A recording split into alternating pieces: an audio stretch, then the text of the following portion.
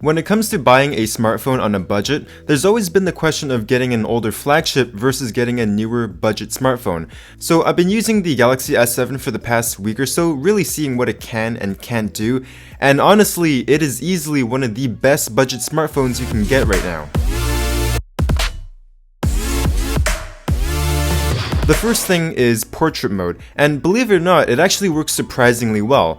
Unfortunately, I wasn't able to try this with different hairstyles to really test the edge detection, but from these few sample photos, the portraits are really nice. There are some blurred edges if you start zooming in, but those can all be improved with updates, and if you're just looking to take a couple portraits for social media, nobody's going to go zooming in on your profile picture just to nitpick on all your defects. Here are those same photos compared to the iPhone X's portrait mode. Now obviously the iPhone X is going to look a little bit better, but the Samsung Galaxy S7 still looks really nice.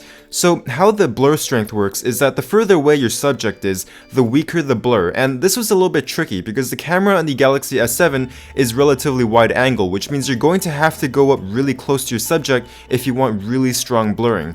Another thing that I've noticed is that it doesn't work when the camera is unable to detect the face, so if you're trying to take portraits of a small object, it's not going to work. In fact, most of the time it just crashes for me, so there are a couple bugs and limitations like it not working with the selfie camera, but as far as taking portraits are concerned, it does the job and it does it very well, especially for a 2-year-old smartphone. One thing that I've noticed among a fair few budget 2017 smartphones like the Honor 7X and the Moto G5 Plus is that they're using LCD displays, which aren't necessarily bad, but the Samsung AMOLED display here will look so much better than what you'll get with a budget LCD display. The colors, the contrast, and the brightness are all going to be noticeably better on the S7 display. But the Honor 7X does have the advantage of having a larger display with slimmer bezels. Now, these are all my personal opinions, but I'd take top and bottom bezels for a nice bright and colorful panel any day of the week.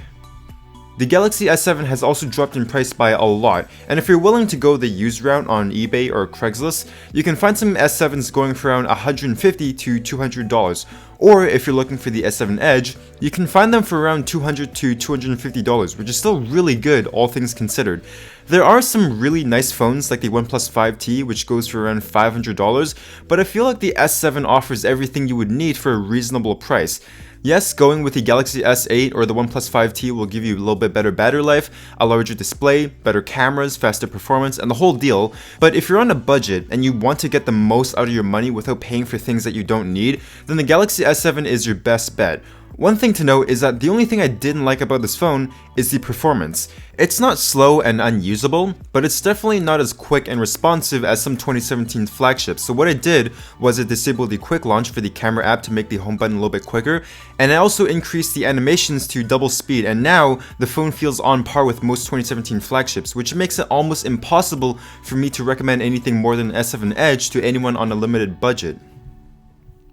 Fast charging and wireless charging are fairly common now, but oddly enough, when I took a closer look at the Honor 7X and the Moto G5 Plus, the 7X does not support fast charging. Neither of them support wireless charging, but that's honestly just a cool feature to have, and I would never consider it a factor when buying a budget phone. Fast charging isn't really a necessity either, but when you're in a hurry to leave and your battery is low, you're going to appreciate having that, so charging speed is something that I researched when buying a smartphone. Thankfully though, the Galaxy S7 supports both fast charging and wireless charging, so if you ever get a wireless charging pad or you're in a hurry for battery because you forgot to plug it in that night, you'll have the option to use either of them. Lastly, the software features. This often gets overlooked in most of the reviews that I watch, but things like Samsung Pay and Always On Display are just nice additions to have. Samsung Pay is slightly different in that even if the terminal doesn't support tap, you can still use it because it can mimic the swipe of a card. The camera app is simple, there's tons of different modes that you can download, and the manual controls are really clean and simple. And lastly, Samsung has this program you can install on your computer which lets you restore, update, and back up your device called Samsung Smart Switch, and it's come in really handy in the past when some of my family members were upgrading devices. Now, these things aren't exclusive to Samsung, and I'm fairly certain you can do everything I just mentioned using apps on the Play Store, but they're generally better on Samsung's version of Android. And on the topic of software, there's always the risk of companies putting in sketchy code into their budget phones and making money through selling your data. I remember this story a couple years ago where this company called Blue got caught selling customer data, and it's just not something you're going to see with bigger brands like Samsung and Apple. The last thing I want to mention is custom ROM support. Flagships are generally going to have better custom ROM support, which is how phones like the Galaxy S4 are running Android Oreo. So the takeaway is this.